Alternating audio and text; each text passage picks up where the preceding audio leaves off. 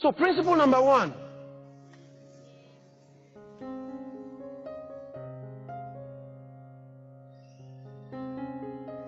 You already know it, right? Spend less than you earn. Much less than you earn. Be wise. Spend less than you earn.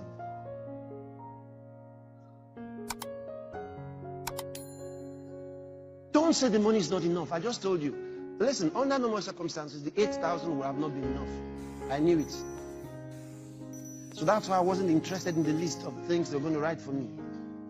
I knew that that would help me make an excuse. Because everything in the list will be important.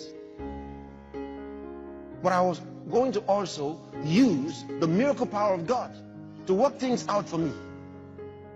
That's why you have to connect with God. What one man is spending $1 million on, you will probably do for 100,000.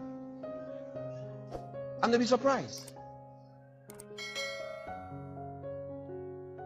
Once you are determined, then God says, all right, I'm with you on it. Go ahead. Then you find his seal is on it. But if you say you're going to depend on money, then you will always need enough money to do everything you want to do. But depend on him. What they are needing 10 million to do, you will do with 1 million. That is part of the blessing. You find things you don't have to pay for. So don't depend on money. Depend on God. But you must follow his principle. He told you to save. He knows why.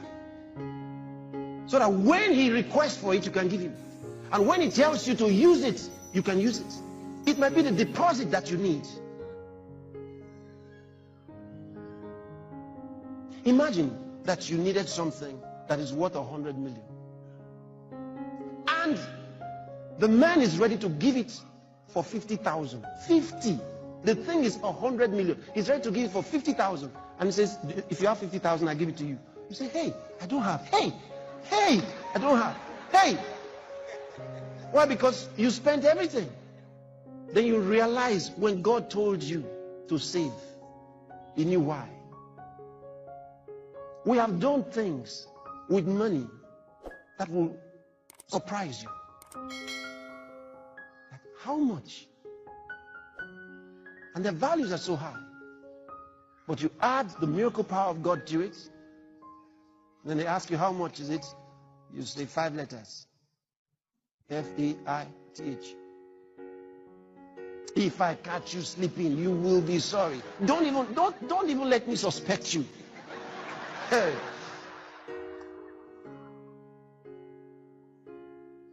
So keep your eyes wide open. Don't rest your eyes. And if you are meditating on what I'm saying, keep your eyes open and meditate. Hallelujah.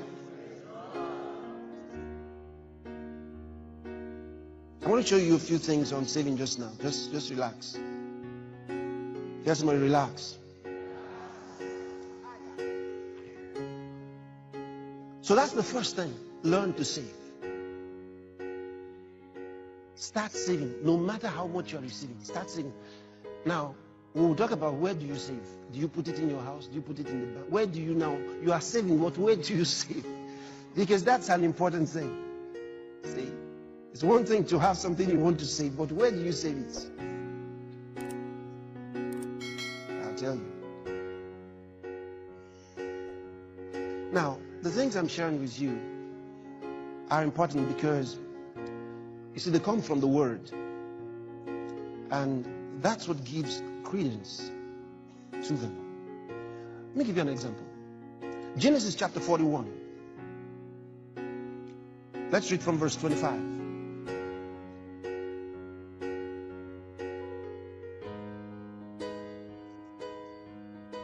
And Joseph said unto Pharaoh, the dream of Pharaoh is one. God has showed Pharaoh what he's about to do. You remember when Joseph interpreted Pharaoh's dream? You remember? Okay. Next. The 7 good kings are 7 years. And the 7 good years are 7 years. The dream is one. Okay? And the seventh thing and ill-favored king that came up after them are 7 years, and the 7 empty years blasted with the east wind shall be 7 years of famine. You know this story. Okay. 7 thin cows eating up 7 fat cows.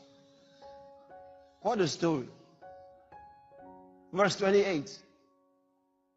This is the thing which I have spoken unto Pharaoh. What God is about to do, he showeth unto Pharaoh. Next.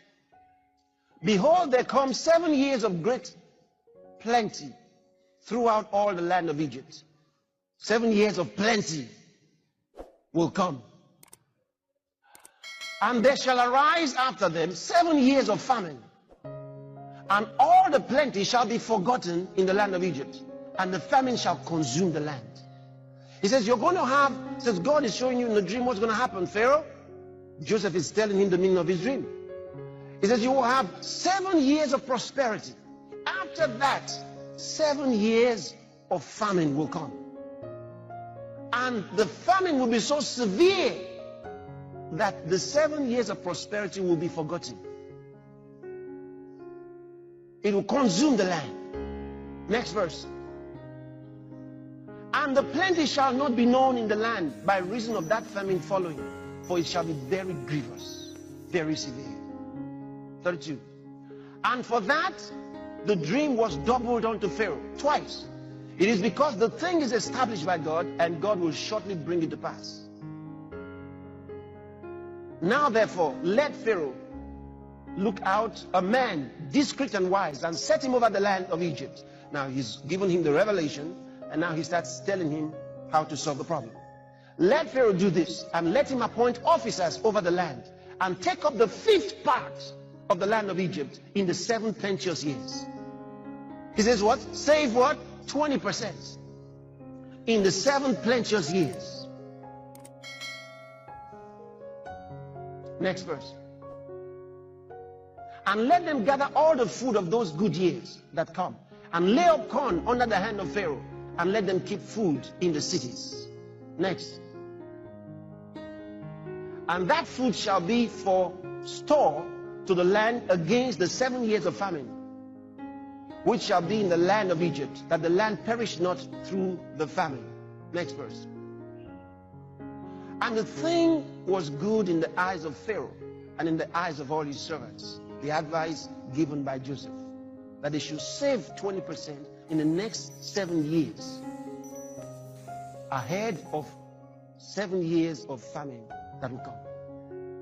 And Pharaoh said unto his servants, can we find such a one as this is, a man in whom the Spirit of God is? And Pharaoh said unto Joseph, forasmuch as God hath showed thee all this, there is none so discreet and wise as thou art. Thou shalt be over my house, and according unto thy word shall all my people be ruled. Only in the throne will I be greater than thou. So when you hear us say he became the prime minister, that's what we tell you. Because Pharaoh remained king and president. But he made Joseph the prime minister of Egypt. Thou shalt be over my house, and according unto thy word shall all my people be ruled.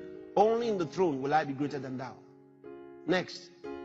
And Pharaoh said unto Joseph, see, I have set thee over all the land of Egypt. And Pharaoh took off his ring from his hand, and put it upon Joseph's hand, and arrayed him in vestures,